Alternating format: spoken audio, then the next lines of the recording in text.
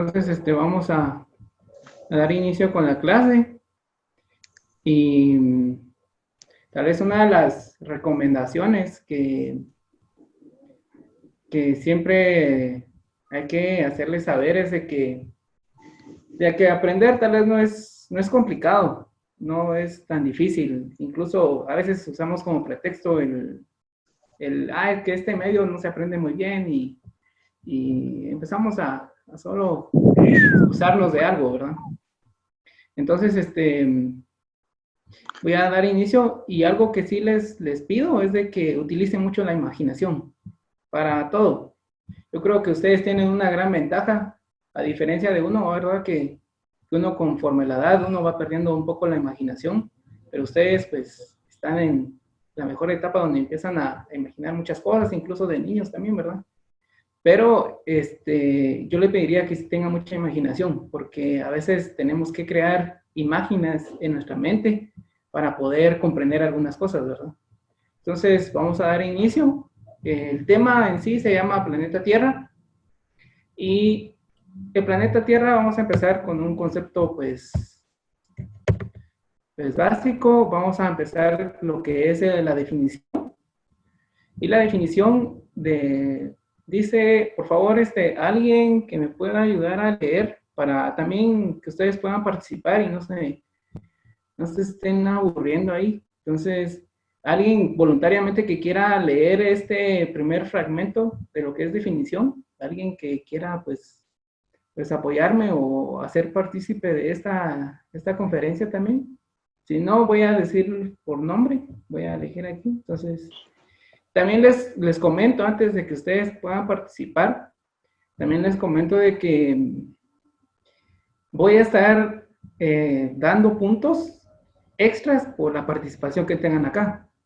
Entonces, si ustedes participan, tengan por seguro que van a tener un punto extra adicional de lo que siempre se maneja, ¿verdad? Aparte de los trabajos. Entonces, yo creo que si ustedes participan va a ser muy importante en su puntuación y además también no se mantiene muy aburrida aquí la clase, ¿verdad? Porque a veces es un poco tedioso todo esto, pero vamos a tratar de no hacerlo de esa manera. Entonces, vamos a alguien que quiera apoyarme. Yo, profe. Por favor, gracias. Definición. Nuestro planeta es una maravillosa esfera azul y blanca cuando se ve desde el espacio. Es el tercer planeta desde el Sol y es el mayor de los planetas anteriores. La Tierra es el único planeta que sabemos que tiene vida y agua líquida en su superficie. La Tierra tiene una atmósfera substancial y un campo magnético, los que son críticos para que exista vida en la Tierra. Gracias, señorita. ¿Me da su nombre y un apellido nada más, perdón? Dulce Orozco. Bueno, gracias, Dulce. Les comento de que alguien tiene, bueno, usted lo leyó. Ahora no sé si me puede seguir ayudando diciéndome qué entendió de lo que leyó o no entendió nada. Así, no tenga pena, yo igual lo tengo que explicar, ¿verdad? Pero quiero saber si usted entendió algo conforme a lo que leyó.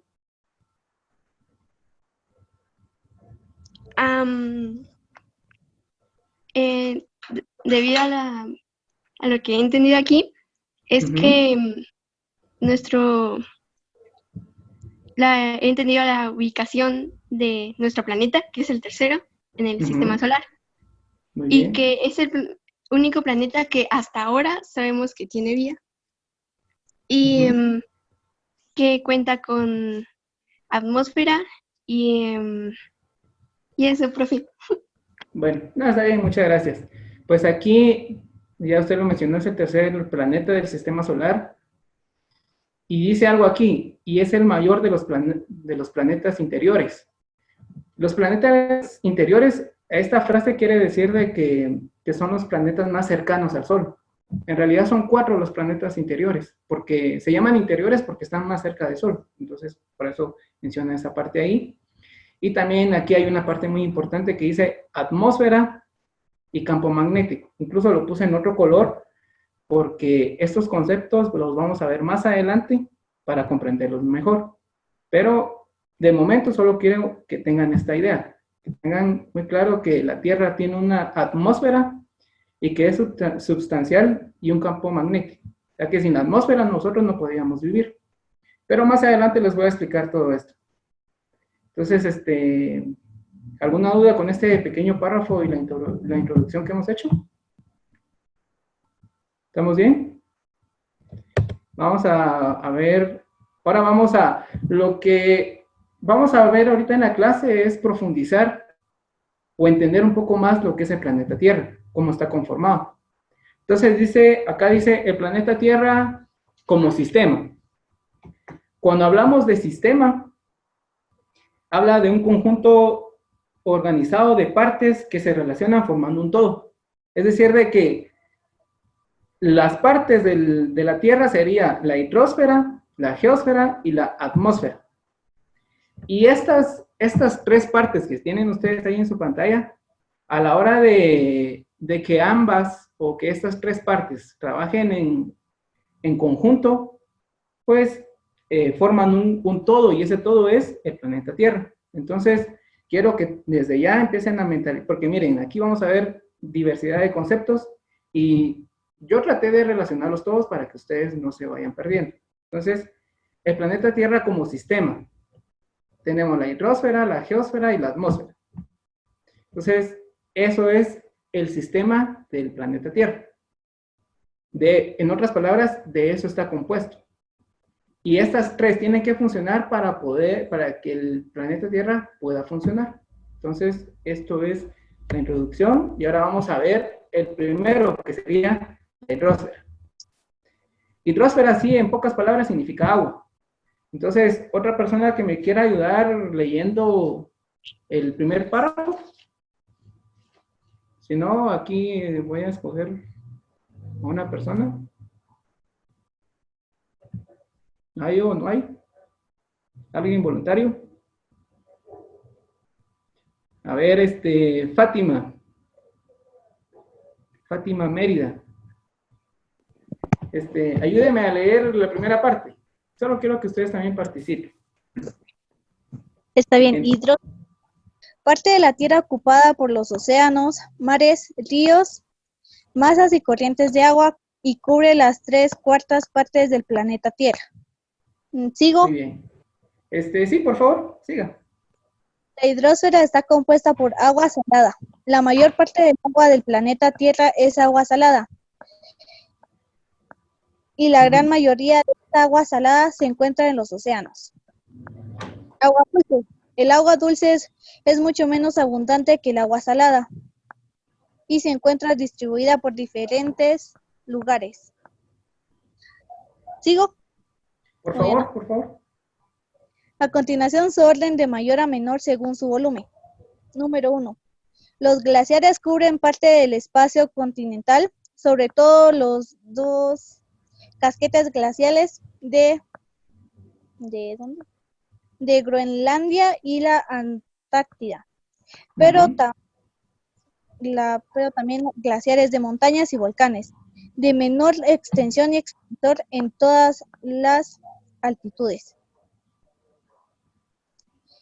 La escorrentía superficial, un sistema muy dinámico formado por ríos y lagos. El agua subterránea que se encuentra en rocas porosas de manera más o menos universal. En la atmósfera en forma de nubes. En la biosfera formada partes de planetas, animales y seres humanos. Ya. Gracias. Gracias, Fátima. Vamos a explicar un poquito lo que es la hidrosfera. La hidrosfera es prácticamente todo el agua que está en la Tierra. Todo el agua que existe, ya sea de forma sólida, líquida o también gaseosa. Ahora yo le pregunto, y el que me pueda responder, aquí lo voy a anotar también para que se vaya ganando sus puntos extras. ¿Cuál sería el agua en forma gaseosa? ¿Dónde nosotros miramos el agua en forma gaseosa? Porque ya les dije que la hidrosfera se representa en forma sólida, o dicho de una mejor manera, en estado sólido, en estado gaseoso y en estado líquido. El líquido lo hemos visto en el agua, ¿verdad? Así de simple. El agua es líquido, ¿verdad? En estado sólido, ¿cuál sería el estado sólido? El estado sólido sería el hielo, es agua pero solidificada, o sea, ya no es líquido, sino ahora pasó a ser un sólido. Pero entonces, ¿cuál sería el estado gaseoso del agua? Y lo vemos a diario, lo vemos siempre. ¿Alguien me puede responder? ¿Usted? Uh-huh. Los gases y también puede ser el vapor. Sí, exacto, el vapor.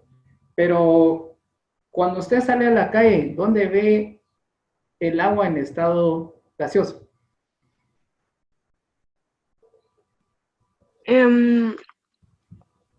Se puede ver en... No, no entendí la pregunta. Yo pienso que la neblina. Sí, puede ser. Más exactamente son en las nubes. Las nubes es donde se ve el agua en estado gaseoso. Porque cuando hay mucha nube, significa que posiblemente va a llover. Entonces, después, ese estado gaseoso pasa después a estado líquido. Pero las nubes están en estado gaseoso, pero es agua. Entonces, por eso es que al final, pues, llueve, ¿verdad? Entonces, sí, más o menos estaba su respuesta. Y yo quiero que participen. La verdad es de que no tengan pena. Yo creo que al final todos aquí estamos aprendiendo. Por eso les digo, utilicen mucho la imaginación. Imaginen, aquí no hay nada de qué burlarse porque al final todos estamos aprendiendo. Y es muy bueno tener curiosidad y preguntar cosas, ¿verdad? Entonces tenemos aquí que dice que la parte de la Tierra ocupada por los océanos, mares, ríos, lagos y demás masas y corrientes de agua, y cubre las tres cuartas partes del planeta Tierra. Aquí vamos a incluso aprender un poco de matemática, dice las tres cuartas partes. ¿Qué significa esto? Cuando dicen ahí tres cuartas partes, son fracciones, ¿verdad? Significa que al final la Tierra, digamos, imaginémoslo, por eso les estoy diciendo que tratemos de imaginar. Imaginemos que tenemos al planeta Tierra en nuestras manos, como que si fuera una naranja. Y vamos a dividirla en cuatro partes. Así, lo partimos en cuatro, como que estuviéramos partiendo una naranja. Y de esas cuatro partes vamos a tomar tres partes nada más. Y esas tres partes significa que es agua. Significa que la mayor parte de la Tierra, del planeta Tierra, es agua. ¿Alguna duda con lo que acabo de decir? ¿No? Vamos a seguir. La hidrosfera está compuesta por agua salada y agua dulce. Dice que la mayor parte de agua del planeta Tierra es agua salada y en gran mayoría esta agua salada se encuentra en los océanos. Entonces, ¿será que por qué separaron del agua salada y el agua dulce? Ahora aquí dice agua dulce es mucho menos abundante que el agua salada y se encuentra distribuida por diferentes lugares. Ahora muy bien, ¿por qué nos recomienda mucho que debemos de ahorrar agua? Que no malgastemos el agua. Si supuestamente aquí dice que la mayor parte del planeta Tierra es agua, pero ¿por qué nos piden a nosotros que no malgastemos el agua? ¿Alguien me puede responder eso? Algo que se les ocurra o realmente tengan la idea, pero hablen, díganme, participen. Alguien y Porque, aquí, ajá, porque el agua dulce es el que consumimos más. exactamente. ¿Y el agua salada entonces?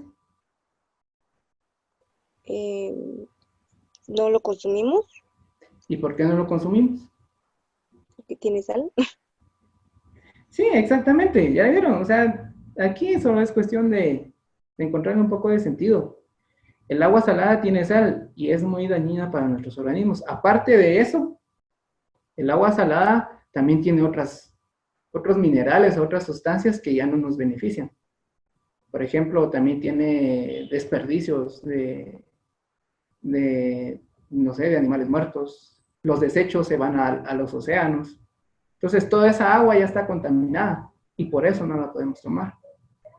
Y en el agua dulce sí la podemos tomar.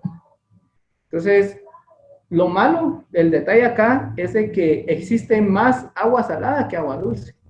Y por eso nos recomiendan que tratemos de no malgastar y de no desperdiciar el agua. Entonces, aquí tenemos de agua dulce, aquí tenemos su orden de mayor a menor según su volumen. ¿Qué significa esto? Que el primero que aparece es el que existe más en agua dulce. El último es el que existe menos. Por ejemplo, dice, los glaciares cubren parte del espacio continental, sobre todo los casquetes glaciares y Groenlandia y la Antártida, pero también glaciares de montaña y volcán de menor extensión y espesor en todas las altitudes. Significa que los glaciares, es decir, el polo norte, toda esa parte que está congelada, esa parte es agua dulce, pero esa agua está congelada, pero es agua dulce. O sea, si se pudiera descongelar, la pudiéramos consumir. También tenemos, y eso es lo que existe más, y de ahí también tenemos la corriente superficial, un sistema muy dinámico formado por ríos y lagos. La otra parte donde encontramos agua dulce, en menor proporción, es en los ríos y en los lagos. También tenemos el agua subterránea. Como su nombre lo dice, está debajo de la tierra. Y esto aquí en nuestro medio o aquí en San Marcos se le conoce como nacimientos. Entonces los nacimientos son agua que se pueden consumir, es agua dulce. También tenemos en la atmósfera en forma de las nubes. Significa que las nubes, como ya les había dicho, las nubes es un estado gaseoso del agua.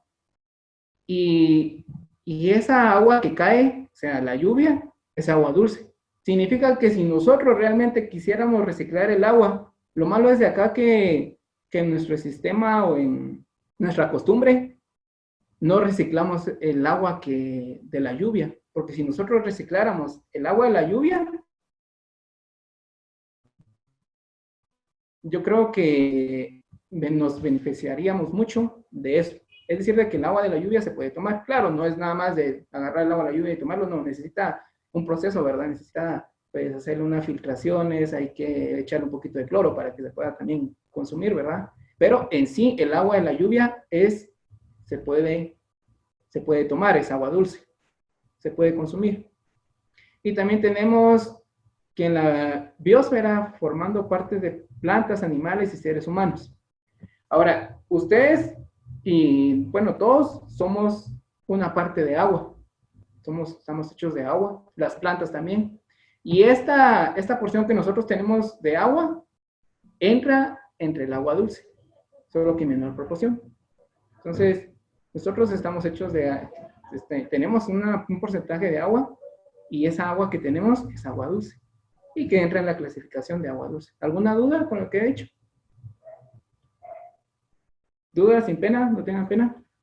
Ah, y aquí les presento Profe, disculpe. Sí, dígame.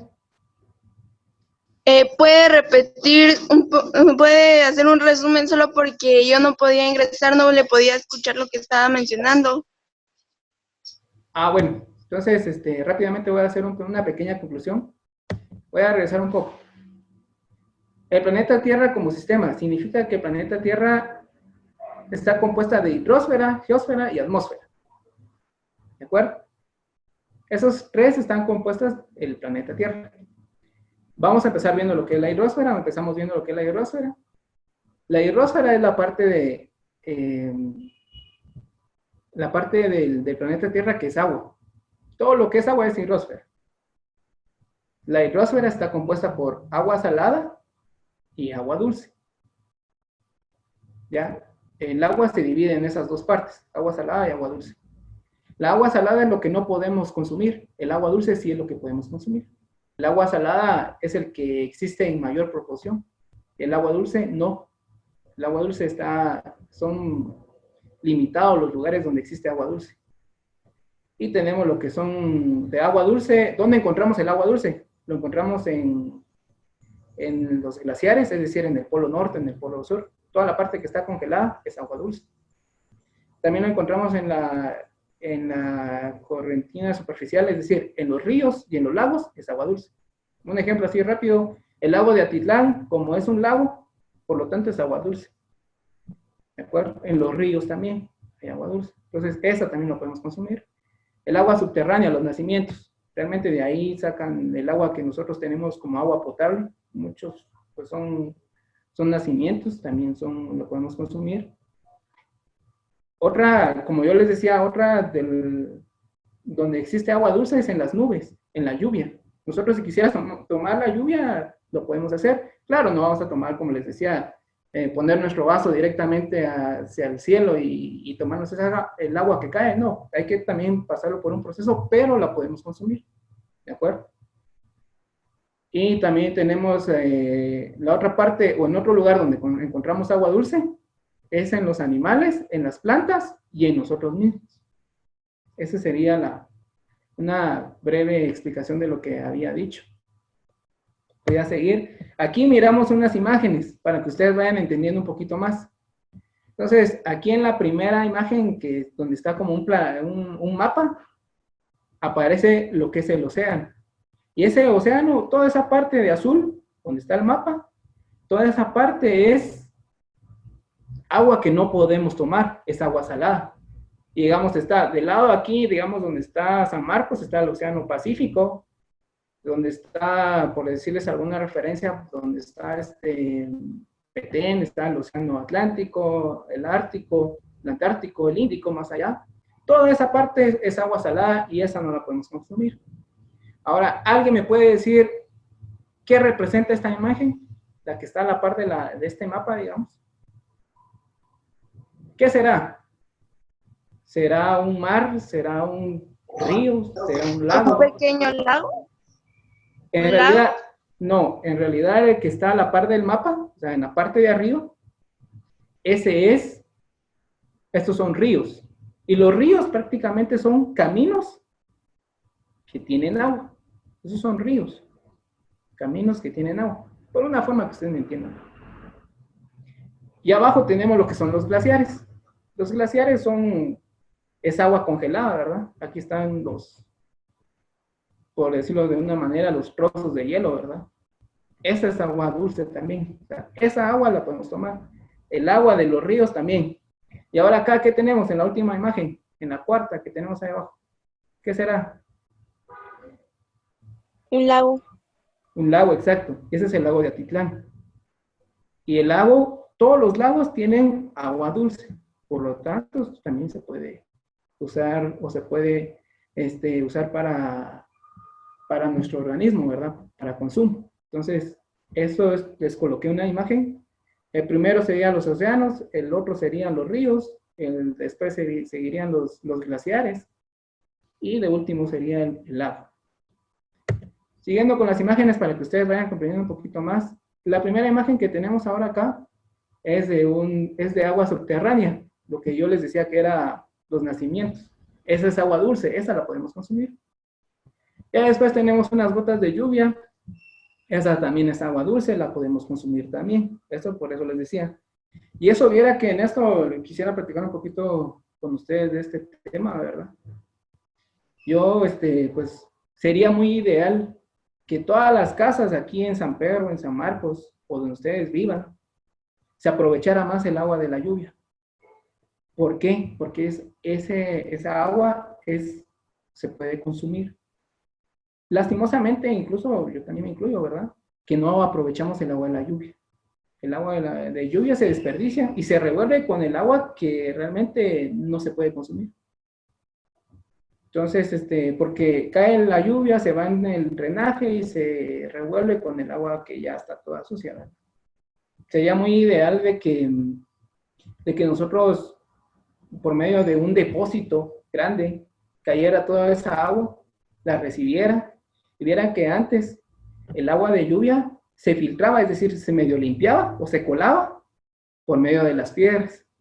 Las piedras es un buen material natural que ayuda a filtrar el agua de la lluvia.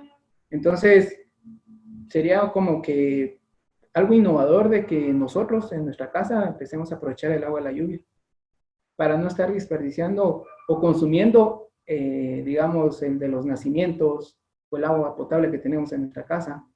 Y también lo podemos usar, por ejemplo, para lavar algunas cosas o para también para descargar en el baño, ¿verdad? Entonces el agua de lluvia se puede aprovechar. Lastimosamente no lo hacemos así, pero se puede consumir el agua de lluvia. Y tenemos también aquí una imagen donde tenemos como a dos personas que representa una cantidad de agua, ¿verdad? 65% de agua hay en los hombres y 60% en las mujeres. Entonces, esta sería información sobre lo que es la hidrosfera. ¿Alguna duda? ¿Alguna duda? ¿Estamos bien ahí? ¿Estamos bien? ¿Dudas? No quiero que se duerman. ¿Estamos bien? Si realmente sienten un poco pesada la clase, me avisan. Me avisan. Bueno, vamos a ver ahora lo que es la geósfera. Es otra parte del sistema del planeta Tierra. ¿De acuerdo? ¿Alguien que me ayude a leer este texto o esta porción de Yo, profe, concepto? Dígame. Geósfera, Tierra. Es la parte sólida del planeta Tierra con un grosor de 6.770 km. Parte de la geósfera está abajo de los océanos, formando los fondos marinos, y parte emerge, formando los continentes y las islas. En él se encuentran las rocas, los minerales, el magma, la arena, las montañas, formada por 3 capas concéntricas llamadas corteza, manto inferior y superior, núcleo externo e interno. Gracias. ¿Su nombre? Esmeralda Aguilar. Muy bien. ¿Alguien ya había escuchado de este tema? Yo, profe, yo he hecho trabajos de las partes de la Tierra, he visto la corteza, el manto, el núcleo externo, interno y el manto inferior y superior. Uh-huh. Bueno, entonces, ¿en qué hora, como ya medio usted ya sabe este tema, si me la responde, le voy a agregar un punto? ¿En qué parte de la geósfera se origina el campo magnético? El campo magnético. No, profe. No. Llevo más de 2 meses sin ir a estudiar. Bueno, nosotros permanecemos en el suelo. ¿Por qué permanecemos en el suelo nosotros? ¿Qué nos ayuda a mantener los pies sobre la tierra? Gravedad, mami. La gravedad, exacto. Y la gravedad es una fuerza magnética que nos atrae hacia el centro, o sea, nos atrae hacia el suelo. Pero la gravedad surge en una parte de la geósfera y surge en el núcleo. En el núcleo es como que si hubiera un imán gigante en el centro de la Tierra. Entonces, en el núcleo, por eso imaginemos, en el núcleo es como que si estuviéramos un imán gigante, y ese imán gigante, y que nosotros somos como que una pieza de metal, y ese imán gigante es lo que nos mantiene en el suelo. Y ahorita, bueno, más adelante lo voy a explicar más esto, lo que les estoy diciendo, pero vamos a seguir. Entonces dice que la geósfera tiene un grosor de 6.370. Alguien dijo km, en realidad son kilómetros. Kilómetros es una unidad de distancia. Por ejemplo, de aquí, de San Pedro a San Marcos, no sé, quizá habrá unos 2 kilómetros de distancia. Imagínense, 1 o 2 kilómetros de aquí del centro de San Pedro al centro de San Marcos. No. Ahora, imaginen ustedes, son 6.370. Si ustedes de aquí si se fueran caminando de San Marcos a San Pedro, de San Pedro a San Marcos, ustedes se cansan, ustedes cansados, son 2 kilómetros, pero son solo 2. Y ahora imagínense 6.370 kilómetros. Es bastante el grosor de la Tierra. Y dice que la geósfera, ¿dónde encontramos la geósfera? Como habíamos dicho ahí, es la Tierra, ¿verdad? Entonces, prácticamente es como que el suelo, es donde nos podemos parar, ¿verdad? Entonces, la geósfera la encontramos debajo de los océanos. Es decir, de que encima tenemos el agua y abajo tenemos geósfera. O sea, ahí tenemos la Tierra, ¿verdad? Y también donde tenemos la geósfera, en los continentes, es decir, Guatemala es parte de la geósfera, ¿verdad? Es tierra. Todo eso es geósfera. Pero en la geósfera podemos encontrar otros pequeños detalles. Por ejemplo, tenemos las rocas, los minerales, el magma, la arena, las montañas. Ahorita lo voy a explicar esto. Entonces, para que ustedes me vayan entendiendo un poquito, en la geósfera podemos encontrar rocas, podemos encontrar minerales, podemos encontrar magma, arena y montañas. Pero la geósfera está formada por capas, que tenemos la corteza, el manto, inferior y superior, el núcleo, externo e interno. ¿Alguna duda con lo que he dicho hasta el momento? ¿Dudas? ¿No? Pasamos con lo siguiente, las rocas. Las rocas son materiales naturales que forman la corteza terrestre. Es decir, ¿qué es lo que les estoy tratando de decir con todo esto? Que en el suelo, ¿qué podemos encontrar en el suelo? Rocas, minerales, ¿qué otro habíamos dicho? Magma, arena y también las montañas. Eso es lo que encontramos en el suelo, ¿verdad? Entonces las rocas, profundizando un poquito más cada tema, dice que las rocas son los materiales naturales que forman la corteza terrestre. Las rocas están formadas por varios componentes que se observan como granos de diversos tamaños y colores. Es decir, que las rocas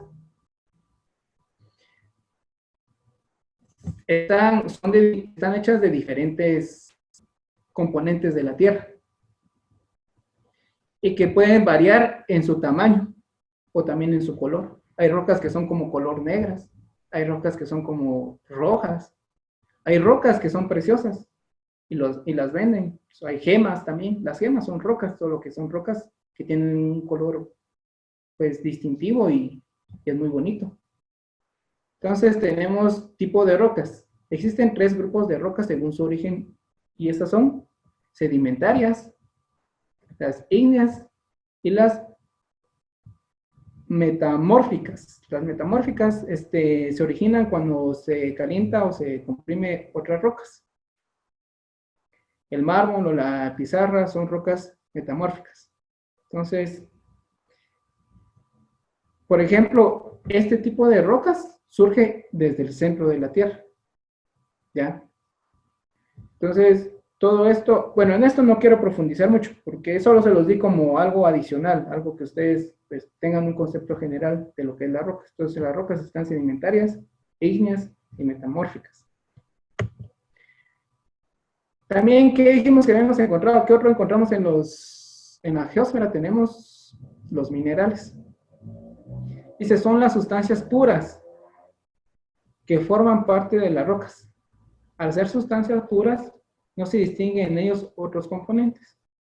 Existen cientos de minerales diferentes. Se puede conocer por sus propiedades características como la densidad, el color, la dureza, el brillo, etc.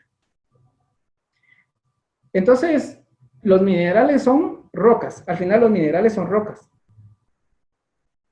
Ya solo que tienen algunas características que nosotros los usamos a beneficio propio o con alguna intención. Entonces, por ejemplo, aquí tenemos 3 imágenes. La primera, ¿qué imagen será la primera? ¿Alguien que me pueda ayudar? ¿Qué tipo de mineral es ese? Oro. Exacto, el oro. El oro se encuentra en la tierra. ¿Y el segundo cuál será? La plata o el bronce. En realidad, la segunda imagen es el cobre. El cobre. ¿Y el último cuál será? Ese como color gris que está ahí, como una piedra color gris. ¿Qué será? Una roca común y corriente. No, en realidad no es una roca común y corriente, es una roca de hierro. Digamos que esta roca, la última roca, se procesa y de ahí se obtiene material para fabricar los automóviles. Los automóviles están hechos de hierro, solo que ya no solo es hierro, ¿verdad? Sino ya van mezclando otro tipo de minerales. O por ejemplo, otra cosa que sea de hierro. El hierro es usado donde sea, en las estructuras metálicas, en las casas, en las columnas de las casas. Eso es hierro, pero es un mineral. Entonces, esa roca que usted me decía que es una roca normal, en realidad es hierro. Y si se da cuenta, más o menos es el color del hierro, ¿verdad? El hierro es como gris. Entonces, tenemos el oro, el cobre y el hierro. Cuando hablamos de eso, yo les marqué ahí con color verde sustancias puras. ¿Qué significa sustancias puras? ¿Alguien que me pueda decir? ¿Qué entienden por sustancias puras? Así, a lo que se les venga, imagínense. Que no son procesadas. ¿Perdón? Que no son procesadas. Que no son procesadas. Sí, algo así es la idea. Las sustancias puras son las que ya vienen así desde la tierra, que no están combinadas. Digamos el oro se consigue así en la tierra. Esa es una sustancia pura porque no hay que combinarlo con otro. ¿De acuerdo? El oro se saca así y ahí se tiene y nada más se pone en un horno para que se derrita, pero el oro así es sustancia pura porque es el único elemento que existe. El cobre también, el cobre así como lo encontramos en la tierra, así no se le agrega nada más. El hierro también, el hierro así como lo encontramos en la tierra, así lo utilizamos. Ahora, ¿cuáles no serían sustancias puras? Hay unas cosas que no son sustancias puras, son combinadas. Por ejemplo, eso no lo tengo acá, pero un ejemplo sencillo sería el bronce. El bronce ya es una combinación de dos minerales. Ya no solo es una sustancia, sino ya son dos sustancias. En cambio, el oro, el cobre y el hierro es solamente una sustancia. ¿Dudas con lo que acabo de decir? Sin pena, díganme.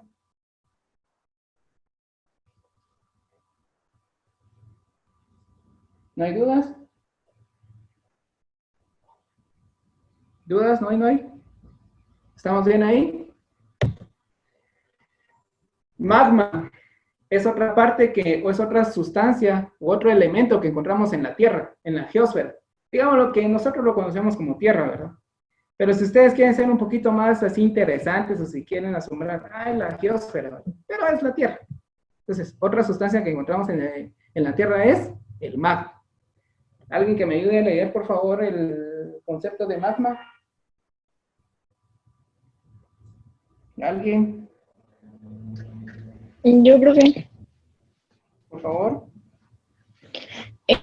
es el nombre que reciben las masas de rocas del interior de la Tierra u otros planetas. Suelen estar compuestos por una mezcla de líquidos volátiles y sólidos. Bueno. ¿Alguien entiende ese concepto? ¿O qué? Con la imagen que tiene, ¿qué entienden que es? Profe, el magma es conocido como lava también. O sea, es parte de lo que produce el volcán. Exacto, solo que ahorita usted acaba de tocar algo muy interesante. El magma y la lava no es lo mismo, en realidad. Y de una se lo voy a aclarar. El magma se llama a la lava, digámoslo así, que está dentro de la Tierra todavía. ¿Cuándo es cuando se convierte? Es decir, que el magma pasa a ser después lava. Y se convierte en lava cuando se expone al ambiente digamos así, cuando se expone afuera. Ahí ya pasa a ser lava. Entonces, es como que ustedes, no sé, imaginemos que ustedes, sacan, cuando tienen un pedazo de hielo en el refrigerador, el hielo se mantiene sólido, porque el refrigerador hace que se mantenga sólido. Pero si ustedes sacan ese pedazo de hielo y lo exponen al aire, ese cubito de hielo o ese trozo de hielo se va a empezar a derretir. Se va a empezar a derretir y ya no va a ser tanto hielo, sino ya va a tener una parte líquida, otra parte sólida. Y esto es lo que pasa con el magma y la lava. Entonces la magma y la lava no es lo mismo. La magma es como que una sustancia pero muy caliente. En cambio la lava ya no tanto. Ya tiene, incluso la lava ya tiene fragmentos de piedras, ya tiene unas partes solidificadas. Entonces, no sé si se entendió lo que estoy explicando. Entonces, cuando dice, por ejemplo, suelen estar compuestos por una mezcla de líquidos, volátiles y sólidos. El magma tiene una característica: media vez se expone al ambiente, rápidamente empieza a enfriarse, o rápidamente empieza a cambiar su estructura. Pero mientras se mantenga dentro de la Tierra, es magma. Cuando salga, entonces ya es lava. Este es un otro componente de la Tierra. Y tenemos lo que es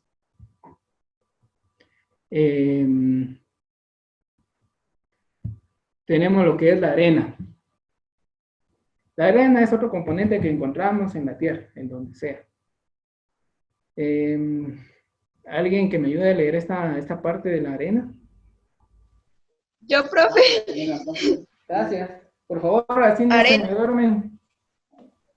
La arena es uno de los conjuntos de fragmentos sueltos de rocas o minerales de pequeños tamaños. Se denomina arena al material compuesto de partículas cuyo tamaño varía entre 0.063 y 2 milímetros.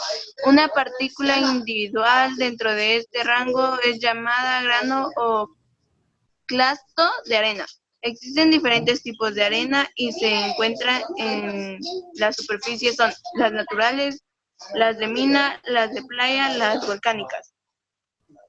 Bueno, aquí hay un dato curioso. Aquí hay un dato curioso y dice que un pedacito, un gramo de arena, mide entre 0.063 y 2 milímetros. O sea, es muy pequeño. Agarren una regla y vean cuánto es un milímetro. 2 milímetros de por sí es pequeño. Pero la primera cantidad que aparece ahí de 0.063 ni es ni un milímetro, es más pequeño que el milímetro, es casi que la mitad del milímetro. Entonces, un granito de arena es muy pequeño.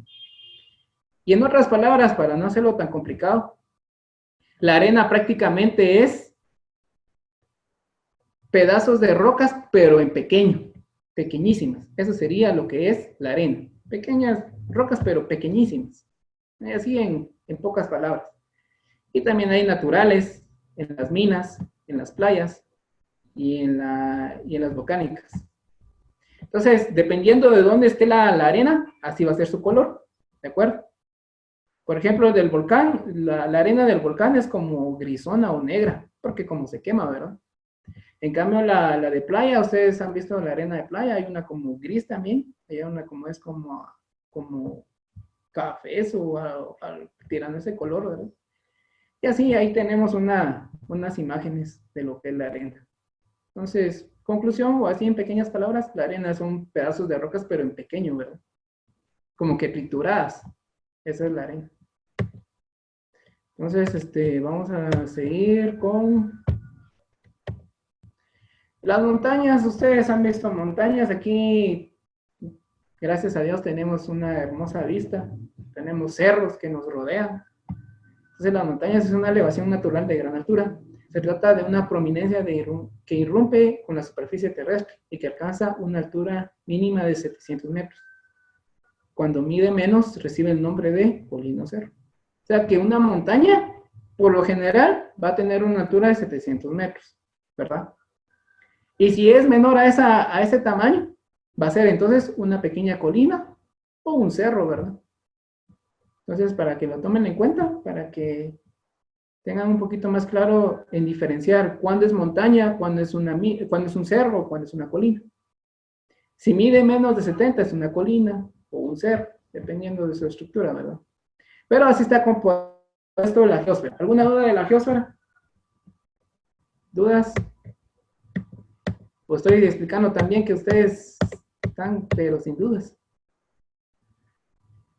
Bueno, entonces, ¿cómo estamos? ¿Están aburridos? ¿Están tranquilos? Vamos a ver lo que es la corteza. Lo que expliqué antes, solo para hacer un pequeño resumen de lo que expliqué antes. Lo que dije anteriormente es lo que encontramos en la geósfera o en la Tierra. Eso es lo que encontramos en la Tierra. Minerales, arena, montañas, y otras que ya mencioné.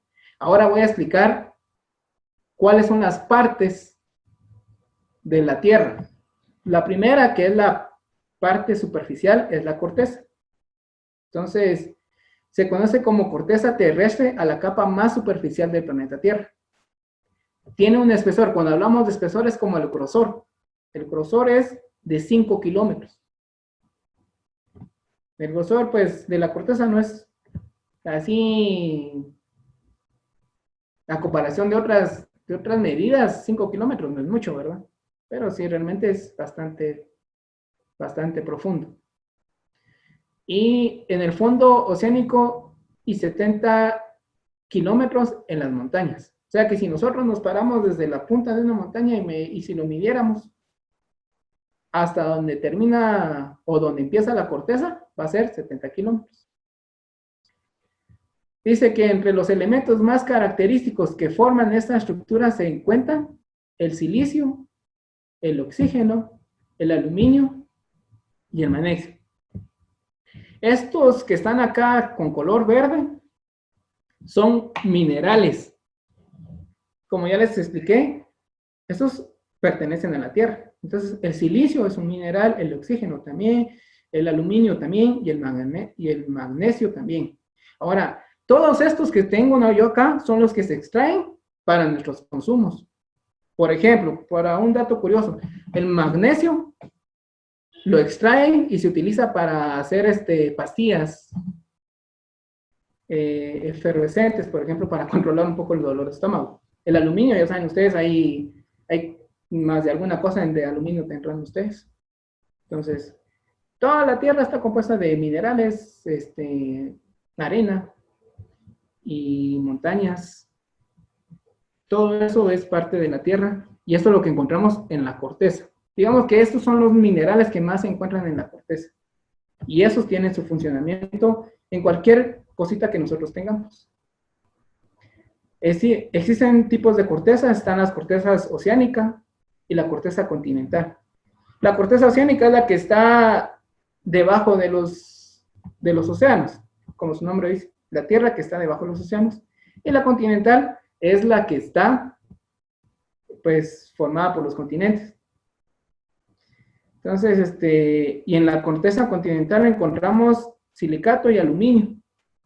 Son los que más abundan en esta corteza, es decir, lo que más abundan en la corteza continental es el aluminio y el silicato. Más adelante van a ver ustedes para qué sirven todos esos minerales, cómo podemos aprovechar esos minerales. Pero ustedes, sin darse cuenta, consumen todos esos minerales.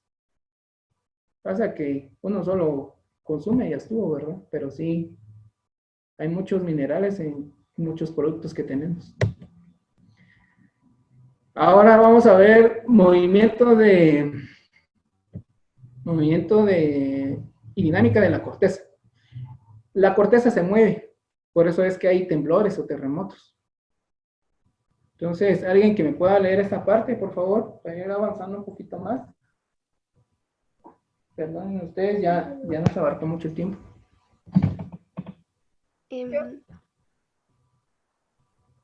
Movimiento Dígame. y dinámica de la corteza terrestre. Placas tectónicas. Las placas tectónicas son más gruesas que la corteza y están formadas por la corteza más el manto superior que se encuentra justo debajo de ella. Esta combinación rígida y quebradiza de dos capas se llama litosfera.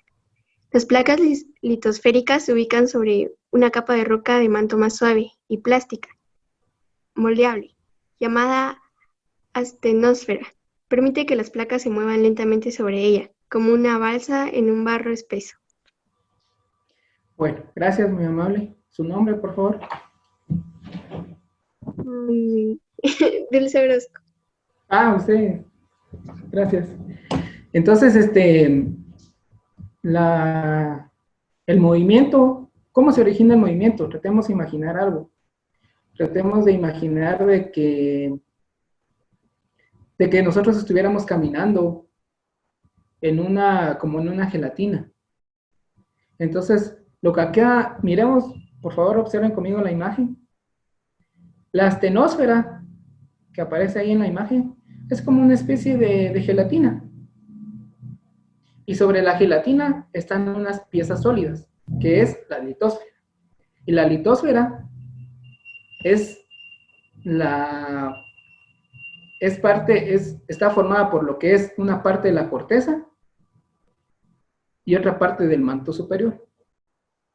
Entonces la litosfera está formada por corteza y manto superior. Y debajo de ello está la astenosfera, que es como una gelatina. Entonces la litosfera se mueve porque esa gelatina, como gelatina, digamos que la astenosfera hace que se mueva lentamente.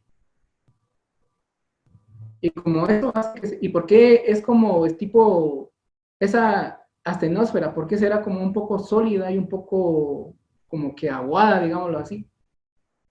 Por el mismo núcleo, porque el núcleo es caliente. Y eso hace que la astenosfera no sea sólido, sino sea un poco como que aguadita. Entonces, eso hace que la litosfera se mueva y eso hace que provoque los movimientos de las placas tectónicas. Entonces aquí tenemos como unas flechas, hay unas que se van hacia abajo y hay otras que se encuentran. Y al momento de hacer eso, hace como grietas, y esas grietas hacen que salga lava, o en este caso magma, y que expulse lava de los volcanes. Entonces, ¿alguna duda con lo que acabo de decir del movimiento dinámico de la corteza? ¿No? Vuelvo a repetir, la astenosfera es así como no es sólido, ni es líquido, pero por el núcleo de la Tierra. Hace que se mantenga en un estado ni sólido, ni tampoco líquido, en un estado así como estilo plasticina, digamos. Pero la litosfera, como está más afuera, o sea, está más encima, ya es un poco más sólido. Y la astenosfera, como está más abajo, se vuelve un poquito más como que plástico, ya no es tan sólido. Y es por eso que la litosfera se mueve, porque la astenosfera lo permite. ¿Estamos bien ahí o tienen dudas? ¿Estamos bien? Bueno, quiero creer de que todo se está entendiendo, que todo está muy bien. Yo la verdad, yo no le... Sí, dígame. Jennifer Zambrano tiene una pregunta. Pregunta cómo se mide la altura de las montañas. Ah, bueno, gracias. La altura de las montañas se puede medir a través de los satélites. Pero en realidad no es que esa sea la altura, sino es un promedio, es un aproximado que se da de las alturas. No es que eso es lo que realmente, como tal vez mencionábamos por acá, que es 6.370 kilómetros. No es que realmente sea eso, sino es un aproximado, es algo que se ha tomado a medida de los satélites. Es como ustedes, pónganlo en su teléfono. En su teléfono hay una aplicación que pueden medir solo con la cámara.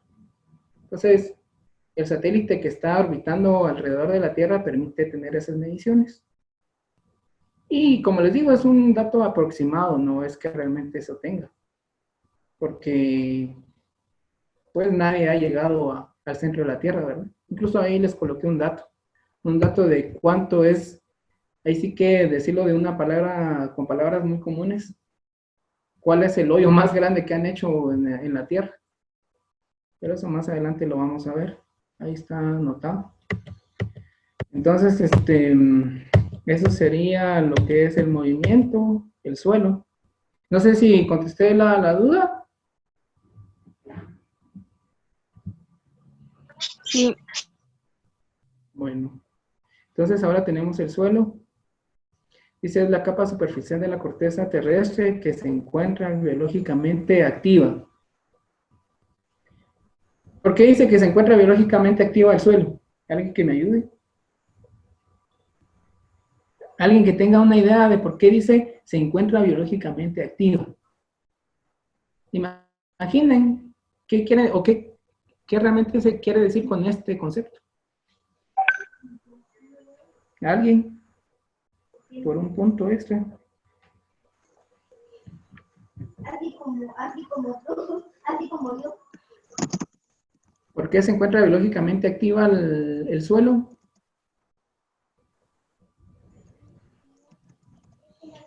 Bueno, aquí hay unos detalles que hay que resaltar. La capa ¿Por el superficial. movimiento de las personas? Pues no exactamente, pero gracias por participar. Cuando dice se encuentra biológicamente activa es porque en el suelo surge vida. Siempre hay un ciclo ahí. Por ejemplo, en el suelo surgen las plantas.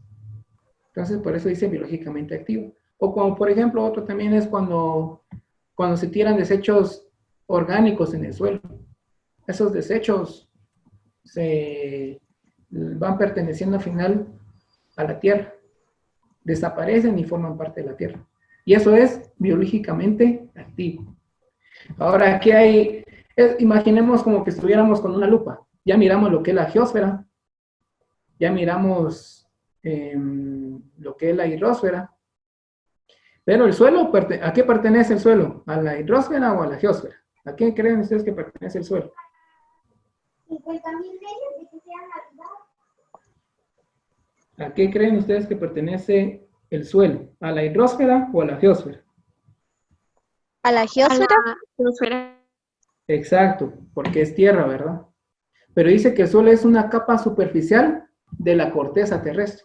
Es decir, la corteza terrestre era una capa superficial de la tierra, pero ahora tenemos que el suelo es una capa superficial de la corteza terrestre. O sea que estamos como que profundizando más en el tema de la tierra.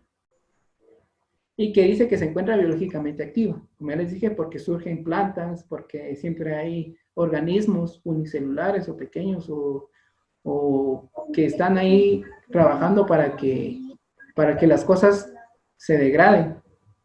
Entonces, por eso es que biológicamente es activo.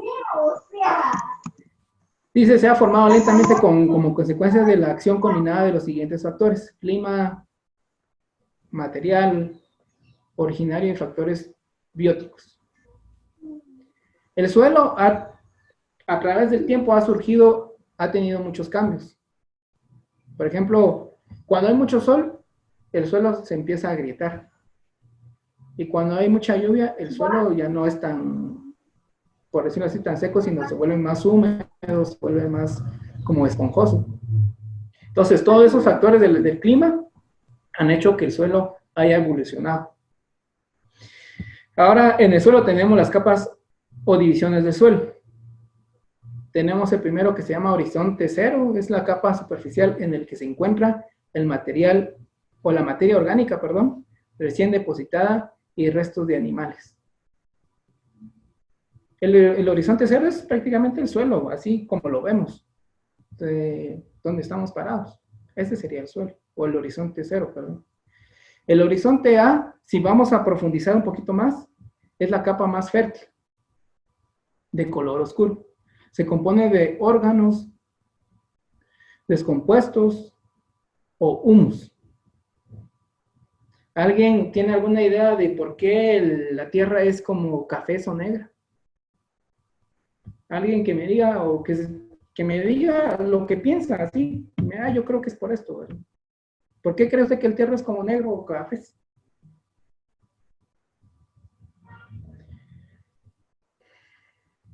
¿Alguna idea? ¿No se han preguntado por qué la Tierra es como negra o café? Por los desechos. Exactamente, por los desechos. Y esos desechos se llaman humus. Por eso dice ahí el nombre humus. Son órganos descompuestos. Ya, digamos que un animalito muere y se queda entre la tierra y ahí se va perteneciendo a la tierra y eso es lo que le va dando color como café o negro. Tenemos el horizonte. O sea que Cuando, por ejemplo, cuando nuestros animales mueren y nosotros lo enterramos, eso hace que la tierra se vuelva negra. Sí, eso es lo que ayuda a que se vuelva manera. O sea, realmente eso beneficia a la tierra. O sea, nosotros O sea también que cuando... Sí, es digamos. como un abono, no. Exacto, es como un abono. O sea, en otras palabras, el humus es como un abono. Solo que orgánico, ¿verdad? Porque también hay abonos químicos, pero el humus es orgánico. Al final, pues se puede decir de que de polvo somos y al polvo volveremos. O sea, así es nuestro ciclo.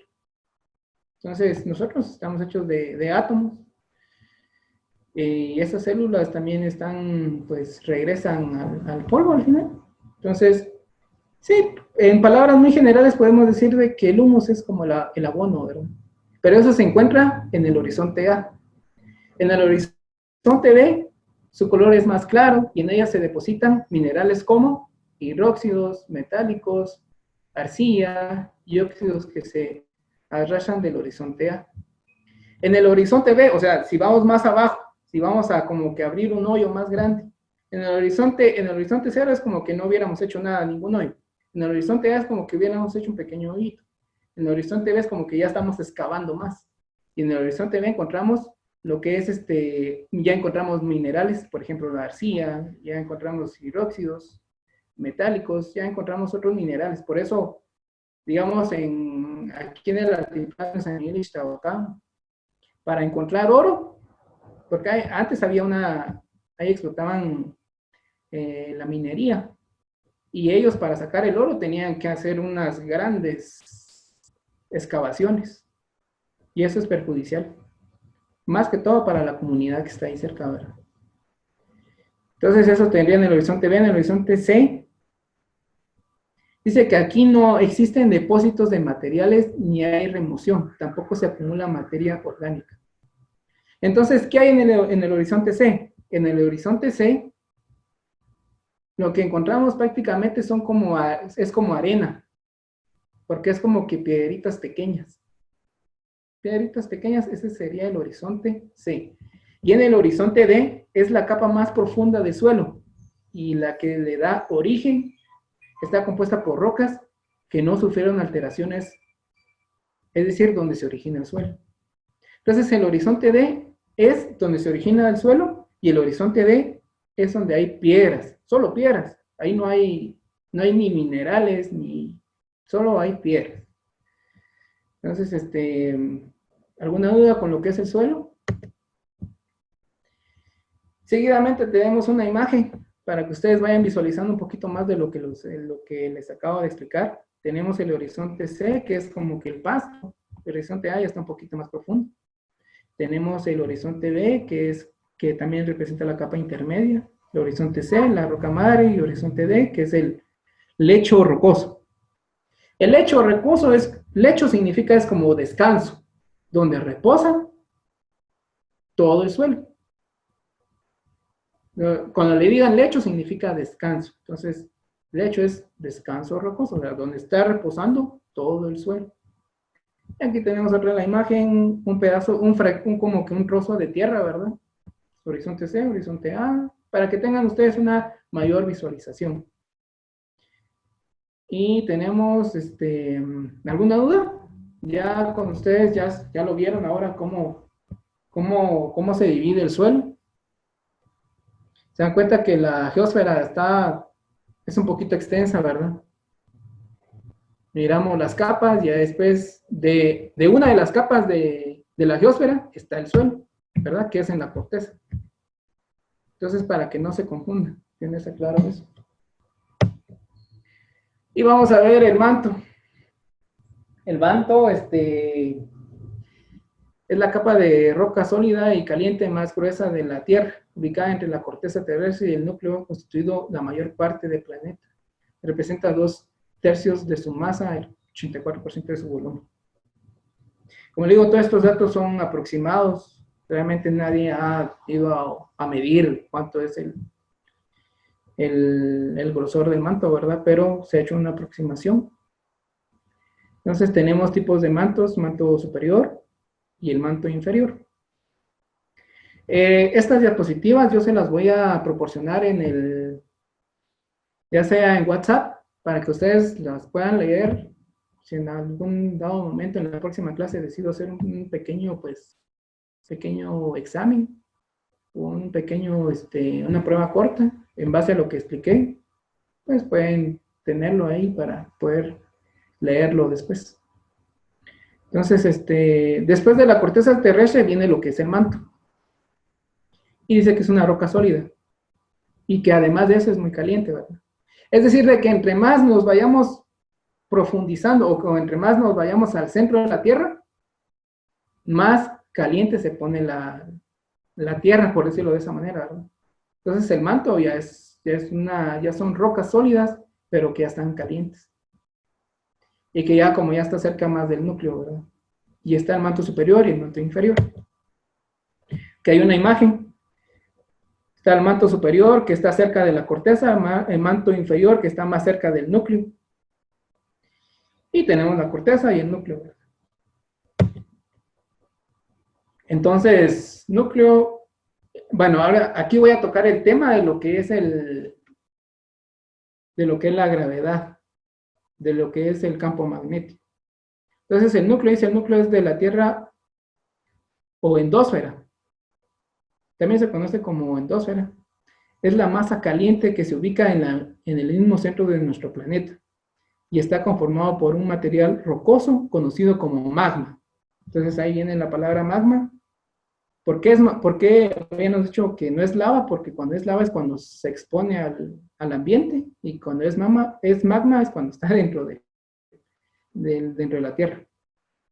Y se divide en un núcleo interno sólido y un núcleo externo líquido. Es decir, que el núcleo, no todo es sólido. Hay una parte que es líquida y otra parte que es sólida. Lo que sí es de que el núcleo tiene altas temperaturas. Dice que el centro de la Tierra está compuesto principalmente por hierro y níquel. Ahora, el hierro y el níquel son minerales, pero estos minerales son muy buenos para el magnetismo.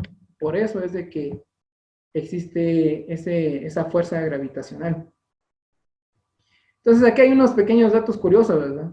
Dice, el agujero más profundo que hemos creado en la superficie es en Rusia, y solo desciende 12.3 kilómetros. O sea que lo más que hemos excavado es de 12.3 kilómetros y más no se ha hecho.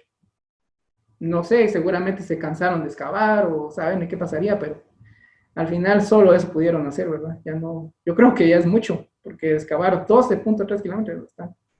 Y aquí tenemos el campo magnético de la Tierra se crea en el núcleo exterior. Ahí viene lo que les decía, que el campo magnético de la Tierra se crea en el núcleo exterior, lo que significa que la gravedad es ocasionada por el núcleo de la Tierra. ¿Ya? Entonces, esto sería parte de la geósfera. Tenemos como un pequeño repaso: la corteza, el manto, el núcleo exterior y el núcleo interior. Tienen una gráfica ahí. Bueno, vamos a dar una pequeña pausa ahí con lo que... Y solo yo les dejé una tarea en la aula virtual. ¿De acuerdo? Entonces les voy a explicar brevemente lo que van a hacer.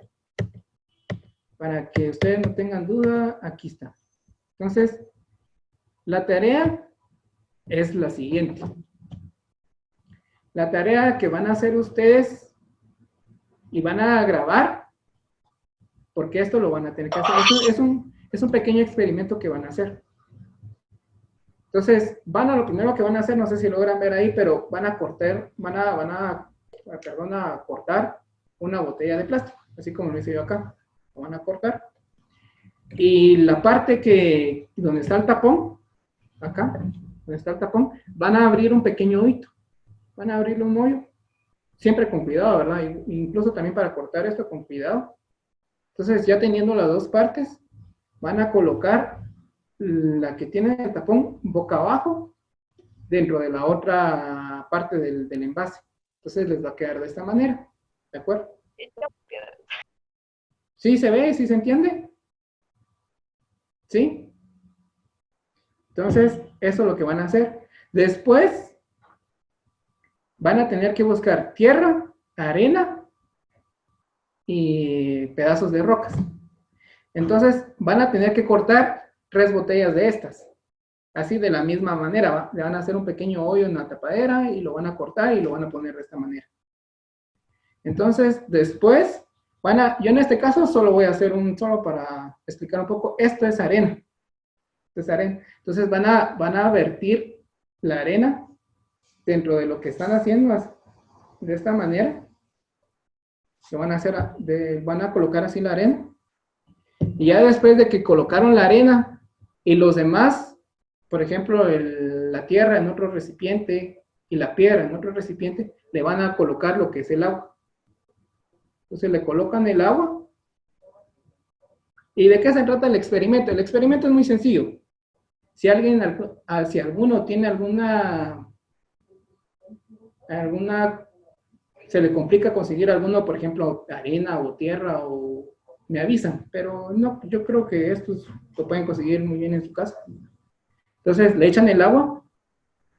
¿Y de qué se trata el experimento? Se trata de que ustedes puedan observar en qué parte de los tipos de suelo desciende más rápido el agua. Por ejemplo, acá miren, ya empezó a caer el agua. Bueno, no sé si se logra ver, pero empezó a caer el agua. ¿Ya? Yo quiero que ustedes saquen su conclusión de esto. Digamos, si ustedes le van a colocar piedra y le echan el agua, ¿qué va a pasar? El agua en la piedra, ¿será que va a caer más rápido? ¿O será que va a caer más lento? ¿O será que no va a caer nada? Entonces yo quiero que ustedes hagan este experimento y observen qué es lo que pasa. ¿Alguna duda con lo que estoy diciendo? ¿Dudas? Y este experimento ustedes se van a grabar y el video me lo van a mandar por el aula virtual. Un video no mayor de 1 minuto. Por favor, no se van a pasar porque si no el video después pesa mucho y va a ser problema subirlo, y también estar viendo un video de 5 minutos también es cansado. Entonces, con 1 minuto creo que basta. Entonces, se van a grabar haciendo este procedimiento y van a explicar, o sea, no necesariamente que se vea su rostro, pero se van a grabar explicando qué es lo que ustedes están observando. Entonces aquí, por ejemplo, dice, observe y responda a la siguiente pregunta. ¿En cuál de los recipientes el agua descendió más rápido? ¿Y dónde el nivel del agua es menor? Es decir, donde menos cayó agua, ¿en cuál fue? ¿En el de la piedra, en el de la arena o en el de la tierra? ¿Y por qué motivo? Yo quiero que ustedes me digan por qué en algunos cayó más rápido y en otros cayó más lento. Yo creo que saquen sus conclusiones. Yo quiero que se pongan a analizar y digan, yo creo que fue por esto, ¿verdad? Solo tal vez les voy a dar una palabra clave, ¿verdad? La tierra es como una esponja. Todo lo absorbe. Entonces quiero que tengan muy claro. La tierra también es un poco más compacta. Entonces la tierra, al estar más compactada, significa que no tan fácil va a filtrar también el agua, ¿verdad? A diferencia de la piedra, que la piedra tiene varios espacios. Entonces, tomen muy en cuenta esto que les estoy diciendo y espero que hagan su experimento. Como les digo, es muy sencillo, no necesitan pues de mayor materiales o de estar saliendo, ¿verdad? Porque ya luego buscan pretextos para salir, no es necesario. Y como les digo, si en dado caso realmente no consigan algo que sería muy raro, me avisan. Pero no creo que no lo... Vamos a ver, ¿para cuándo es? Esta tarea es les voy a dejar una semana, a partir de hoy, para dentro de una semana. Tienen una semana, y yo no les quiero complicar dejando mucha tarea. Yo los quiero ayudar, quiero ser solidario con ustedes, quiero comprenderlos, que ustedes solo tareas están haciendo. Entonces, no les quiero complicar dejando tareas complicadas, pero sí me interesa que ustedes aprendan el concepto y entiendan y puedan analizar un poco de lo que está pasando, de cómo es que funciona la Tierra.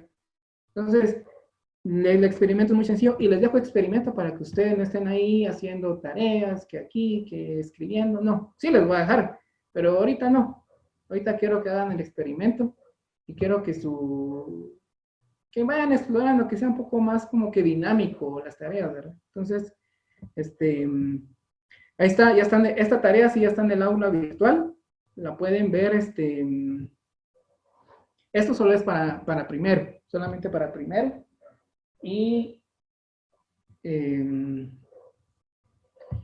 ¿alguna duda con lo de con la tarea? ¿No hay dudas? Entonces, bueno, nos faltó otra parte de que fue la atmósfera, pero también creo yo que no los quiero cansar. No los quiero cansar y quiero que para los de primero, por favor, primero lo dejamos ahí. Y me voy a tal vez solo quedar con los de segundo. Sí, del experimento que les estoy explicando solo es para primero básico. Solo para primero básico. ¿De acuerdo? Entonces, primero básico, el experimento tienen una semana, no es nada complicado. Vuelvo a repetir, si se les dificulta encontrar alguno de los materiales que necesitan, me avisan.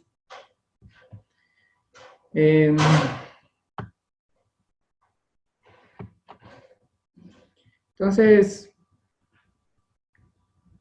¿alguna otra duda?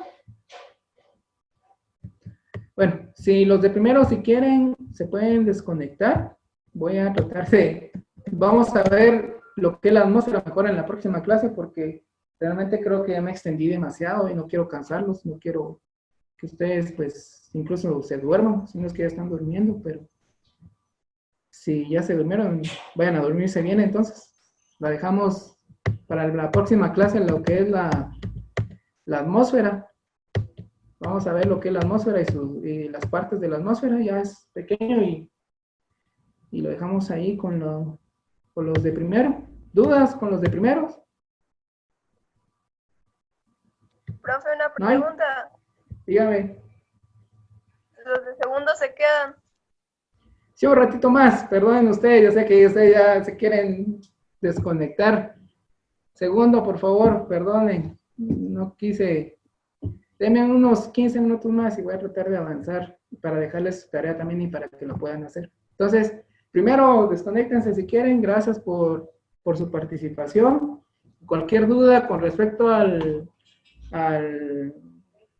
experimento, me escriben, me hablan. Solo un segundo, por favor, un ratito nada más. Entonces, gracias. Bueno, vamos con los de segundo rápidamente. Vamos a hablar lo que es la contaminación ambiental. La contaminación ambiental. Definición, se refiere a la presencia de agentes externos de origen, ya sea físico, químico o biológico, que atentan contra la inteligencia de la naturaleza, llegando a ser nocivo no solo para el ambiente, sino también para los seres vivos que vivimos en él. El comportamiento social del hombre en conjunto con su cultura siempre va a adaptarse al ambiente de acuerdo a sus necesidades. Y muchas veces estos requerimientos no son compatibles con el equilibrio ecológico, lo que hace que la población humana busque los medios para mantenerse en confort, sea o no bueno para la salud del ecosistema. Es decir, de que el ambiente se mantiene, pues, dañado porque nuestra comodidad o buscar una facilidad para nosotros mismos hace que nosotros explotemos los minerales que se encuentran en la tierra. Entonces, el medio ambiente se está desgastando porque estamos explotando lo que es el medio ambiente, sus minerales, sus recursos. Por ejemplo, el oro. Para explotar el oro hay que hacer un proceso que daña el medio ambiente. Tienen que estar talando árboles, tienen que estar afectando a las personas alrededor. Tienen que utilizar agua y el agua que utilizan después ya no se puede tomar y ya tiene otras sustancias que son dañinas para nuestra salud. Entonces, el medio ambiente ese es el espacio en el que se desarrolla la vida de los seres vivos y que permite la interacción de los mismos. Sin embargo, este sistema no solo está conformado por seres vivos, sino también por elementos abióticos, sin vida, y por elementos artificiales. Ahora, ¿qué es abiótico? Abióticos son los elementos que no tienen vida, pero que son necesarios para que nosotros podamos vivir. Un ejemplo de un elemento abiótico sería el aire. El aire no tiene vida, pero la necesitamos para poder vivir. El agua no tiene vida, pero es vital para que nosotros podamos vivir. Cuando se habla de seres vivos, se hace referencia a los factores bióticos. Ahora, todo lo biótico es lo que tiene vida. Sean las flores, sean las montañas, sean las plantas y los seres humanos. Y los abióticos, como había dicho, son los que no tienen vida, pero son sustanciales para la subsistencia de los organismos vivos como el aire, el suelo y el agua. Entonces, recapitulando un poco, el medio ambiente está formado por seres abióticos y bióticos. Los abióticos son los que no tienen vida y los bióticos son los que sí tienen vida. Plantas, personas, la fauna. Y los bióticos son el aire, el agua, el suelo, pero que nos sirven para poder vivir. Ese es el medio ambiente. Contaminación de la hidrosfera. El agua está contaminada cuando su composición o estado natural se ve modificados. Es decir, cuando el agua está contaminada, cambia su color, cambia su densidad. Es decir, la densidad es el peso, por decirlo de alguna manera. Cuando hablamos de densidad, es el peso del agua, por decirlo o su estructura.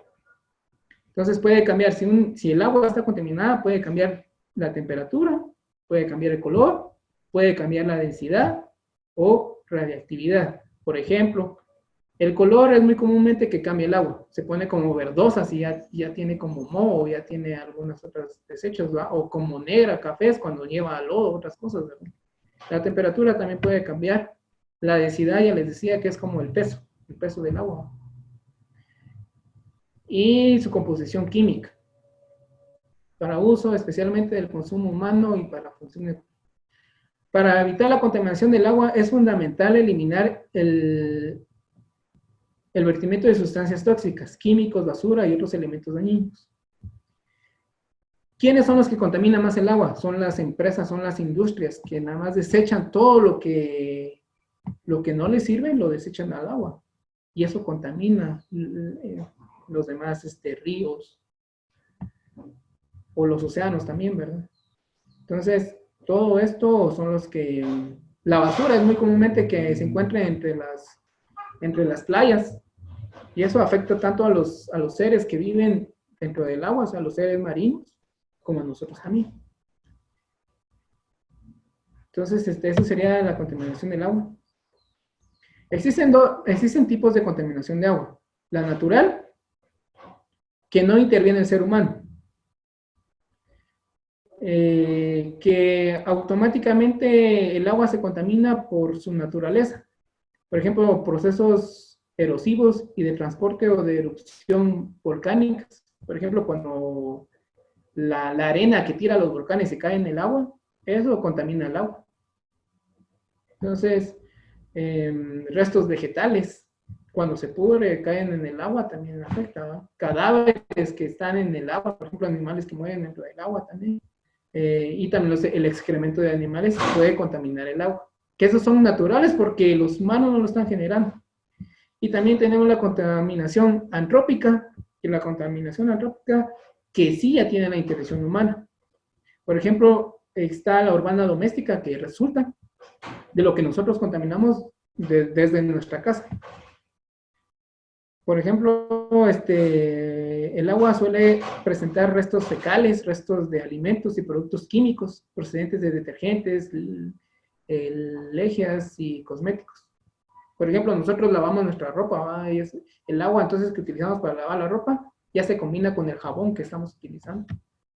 Y el agua que se utiliza ya es ya se está contaminando, ¿va? Y lo hacemos desde la casa. La agricultura, fertilizantes y abonos químicos, porque en la agricultura y la ganadería, en la agricultura se utiliza mucho lo que es el abono químico, para tener una eficiencia más rápida de la verdura o del producto que se está cultivando. En la industria, la actividad de industria produce un gran impacto debido a la gran variedad de contaminantes que pueden aportar al agua. Ahora, si logran ver una pequeña imagen acá,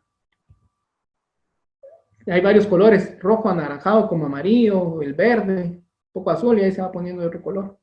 Y están en la escala del 0 al 1. Este es un tipo de medición que nos determina si un material es muy ácido o alcalino, es decir, de que ya no es tan ácido, ¿verdad? Y como todo en la vida aquí debe de ser neutro, el agua debe de tener, no debe ser ni ácido ni alcalino. Por ejemplo, el agua debe de tener un nivel 7, que no sea ni ácido ni alcalino, para poder consumirlo. ¿Qué cosas sí son ácidas? Las cosas que sí son ácidas sería, por ejemplo, lo que es las baterías. Las baterías, el líquido que tiene adentro de las baterías es ácido. ¿Qué otra cosa es ácido? Por ejemplo, un limón. El limón es bastante ácido. Entonces, en la escala que tenemos acá, el limón está en el número 2, porque su acidez es bastante, entonces está colocada en el número 2. Y así vamos. Y tenemos ahí el número 7, que sería el agua. El agua debe de permanecer, ese se le llama pH. El pH es una medición que se hace a las sustancias para ver si es muy ácido o si no es tan ácido. Cuando no es tan ácido, se llama alcalino. Entonces, el pH sirve para eso. Y el pH del agua debe de estar en 7, para que pueda ser consumida. Debe estar en 7. Ni ácido, ni que tampoco le haga falta. Ahora hay cosas que sí de por sí ya son ácidos, ¿no? Como les decía, el limón, y otras, el tomate también es ácido. Entonces, cosas así parecidas. Y contaminación de la geósfera, está la contaminación del suelo. Cuando los humanos introducen directa o indirectamente objetos dañinos y sustanciales químicas en el suelo. Esto causa daños a otros seres vivos. Es decir, de que nosotros podemos introducir químicos, pero qué sé yo, si le estamos introduciendo químicos a la cosecha de la papa, después va a ser problema porque nosotros nos va a afectar en nuestro organismo. Y también afecta en la degradación del suelo. ¿Qué significa esto? Que el suelo ya va siendo infértil por colocarle tanto químico. Ya no va a producir después. Entonces, la contaminación del suelo afecta mucho. Y tenemos las causas. Químicos agrícolas son los principales culpables. Los agrícolas utilizan mucho químico, son los principales culpables de que el suelo esté contaminado. La contaminación del suelo tiene efectos. Puede afectar a la salud de las plantas, de los que dependen de ellos, así como de otros organismos vivos. Si nosotros contaminamos el suelo, vamos a contaminar las plantas. Y las plantas van a producir vegetales o frutos que nosotros vamos a consumir, por lo tanto también nos van a contaminar a nosotros. Y la contaminación de la atmósfera se origina a través de la acumulación de gases en la atmósfera que provocan la aparición de grandes fisuras en la capa de ozono. Lástima que ya no pude hablar sobre lo que es la atmósfera en el tiempo anterior, pero ahí está la capa de ozono, y la capa de ozono es la que nos protege de los rayos solares y también la que impide de que desechos del espacio entren o nos puedan dañar aquí a la Tierra. Entonces la capa es como que es una capa protectora, ¿verdad?, del planeta. Y al momento de dañarla, lo que estamos haciendo es que los rayos del sol se puedan infiltrar más y puedan dañar nuestra piel, puedan causar enfermedades en nuestra piel, por ejemplo, cáncer de piel, pueden también que nosotros que nos dé como es insolación, creo que se llama, cuando nos da como mareo. Entonces, hay que cuidar también la atmósfera. La atmósfera es todo lo que nos rodea, lo gaseoso que nos rodea. planeta Tierra. También está la extracción de minerales, la agricultura. Miren, algo que sí es muy importante en la atmósfera, y esto lo voy a resaltar, es la deforestación. Los árboles nos ayudan a capturar o como a recibir todo ese gas contaminante. Por ejemplo, el gas contaminante de los automóviles, de las chimeneas industriales, de todo lo que se quema, todo ese humo que genera el planeta Tierra. Los árboles nos ayudan a atrapar esos gases. Y si no tenemos campos o grandes hectáreas de bosques, no nos van a ayudar a contrarrestar esos gases que emitimos por medio de los automóviles o por medio de la industria, o también de cualquier otra maquinaria que emita vapores o gases.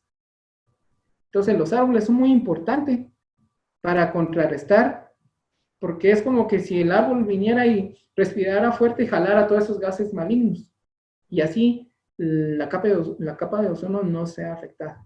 Entonces, sembrar árboles y tener una cantidad grande de árboles nos ayudaría a mantener la atmósfera no contaminada y libre, pero lastimosamente no sembramos árboles y también no ayudamos mucho, ¿verdad?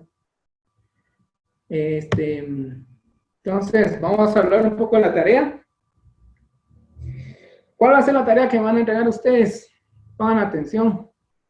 Aquí les puse un ejemplo. Tarea. La tarea se llama ciclo de vida de un producto. Entonces, ejemplo. El ejemplo de la tarea va a ser, primeramente, número 1. Este es un ejemplo. Eso ya no es válido. Número 1 es elegir el producto. Ustedes van a elegir un producto del que sea, del que tengan en su casa, del que sea, un lápiz, un borrador, lo que sea, una bolsa de papel, lo que sea, lo que a ustedes se les ocurra. Yo en mi caso puse bolsa de plástico. Bueno, ya eligiendo mi producto, bueno, entonces elegí bolsa de plástico. Me paso al número 2. El número 2 sería materia prima de fabricación. Es decir, ¿cuáles son los recursos naturales que se utilizan para fabricar ese producto? Por ejemplo, acá, la materia prima para hacer una bolsa de plástico, yo tuve que investigar y encontré que la materia prima es el petróleo. Y abajo le puse una breve descripción. Dice, se purifica el petróleo hasta llegar a convertirlo en un gas, y ese gas se llama etileno. Este gas es posteriormente pasteurizado o solidificado hasta crear lo que se llama polietileno. Y de ahí del polietileno es donde se producen las bolsas de plástico. Entonces, repasando un poquito. Primero, elegir el producto. En mi caso, bolsa de plástico. Segundo, la materia prima de fabricación. En este caso es el petróleo y puse una breve descripción. Ahora vamos con el número 3. Uso cotidiano. O sea, ¿con qué frecuencia se usa este producto? Dice, o para qué sirve, ¿verdad? Utilizado para transportar pequeñas cantidades de mercancía, introducidas a los años 70, rápidamente se hicieron muy populares, especialmente a través de su distribución gratuita. Entonces, en el uso voy a explicar para qué sirve. Y algo adicional, algo que quisieran poner ustedes. Yo, por ejemplo, puse que fue creado en el año 70 y que su distribución es gratuita, ¿va? Porque en los centros comerciales regalan esas bolsas. Y después, en el número 4 van a poner la vida útil. Entonces, ¿cuánto es que tarda este producto? Entonces, aquí, por ejemplo, yo encontré que el promedio de las bolsas de plástico es de 15 minutos. Y que a cada año se usan 500 billones de bolsas. Y la cual solo se utilizan una vez. Entonces, esto sería la vida útil. ¿Cuánto es que tarda ese producto? Por ejemplo, si ustedes van a colocar un borrador, ¿cuánto tiempo tarda más o menos, verdad? O un vaso de plástico, ¿cuánto tarda el vaso de plástico? O cuánto tiene de vida útil. Y en el número, después van a colocar la degradación. O sea, ¿cuánto tiempo tarda en descomponerse este producto? Por ejemplo, yo puse aquí en la degradación de la bolsa de plástico, una bolsa de plástico tarda al menos 100 años en degradarse. O sea que ustedes cuando tiran la bolsa de plástico en la tierra va a tardar a lo menos 100 años en que se descomponga esa bolsa. Y ya después, el último paso es que sería análisis sobre el impacto ambiental del producto. Ustedes van a concluir y a decir, ah, sí, esto tarda mucho en degradarse, es muy dañino para el medio ambiente, y esto es lo que van a hacer ustedes en el paso número 6. Yo puse aquí, por ejemplo, el petróleo es un recurso natural que se está escaseando y que para su extracción se utilizan procesos que alteran el medio ambiente. No sé, ustedes analicen según lo que investigaron y lo van a enviar por aula virtual. ¿Alguna duda? Aquí tengo el ejemplo, ahí está el ejemplo por si ustedes, por eso traté de hacer ejemplo para que ustedes también realmente supieran qué tienen que hacer. ¿Alguna duda con la tarea que tienen tienen una semana, de hoy al otro martes me lo tienen que entregar o lo tienen que subir al aula virtual y lo tienen que hacer así como yo lo hice, pero no van a colocar el mismo ejemplo, por favor, busquen otro, cualquier otro producto. ¿Dudas con la tarea? ¿No hay? No, yo sí entendí. Entonces, Ana, ¿tiene dudas usted? Señor, solo que a qué hora se va a cerrar la página, el aula. Si le están dando una semana, mi amor. Mañana es buen día para hacer la tarea. Sí, señor. Entonces, la tarea no está complicada. La tarea es sencilla, lo que sí tienen que investigar un poco, ¿verdad? Entonces, no los quiero complicar dejando tareas muy complicadas, pero sí quiero que ustedes analicen. Quiero que ustedes pues, piensen y puedan investigar. Porque para encontrar esta información, ustedes tienen que buscar en una página y en otra página. O quizá encuentren todo en una sola página, ¿verdad? Pero aquí me preguntan si voy a poner las instrucciones en el aula virtual. Sí, las voy a colocar en el aula virtual. Incluso les voy a mandar este ejemplo en WhatsApp o incluso en el aula virtual también para que ustedes tengan una idea de cómo hacer. Entonces, eso sería, y aparte de eso, ustedes sí tienen otra tarea. Tienen esa, la que les acabo de decir, y tienen que hacer un ensayo. ¿Y qué es el ensayo? Van a describir con sus propias palabras lo que es la contaminación ambiental. Un ensayo, no, lo que sí va a tener que ser de una página, perdón. Ni menor de una página, ni mayor a una página. Un ensayo. No quiero que me vayan a escribir las cosas tal y como lo encuentran en internet, no. Sino quiero que ustedes lean y sobre lo que entendieron, entonces escriban con sus propias palabras. A mí no me importa si ustedes tienen un buen uso de las palabras, no. A mí lo que yo quiero es que ustedes me expresen lo que entendieron, pero con sus palabras. Por eso se llama ensayo. Ustedes van a escribir lo que entiendan, pero debe de ser por lo menos una página. Igual, esta tarea también se las voy a escribir en el aula virtual, les voy a dejar ahí las instrucciones, no se preocupen. Pero entonces, ustedes sí tienen dos tareas. El ciclo de vida de un producto y la segunda sería el ensayo de la contaminación ambiental. ¿Dudas entonces? ¿Ahorita?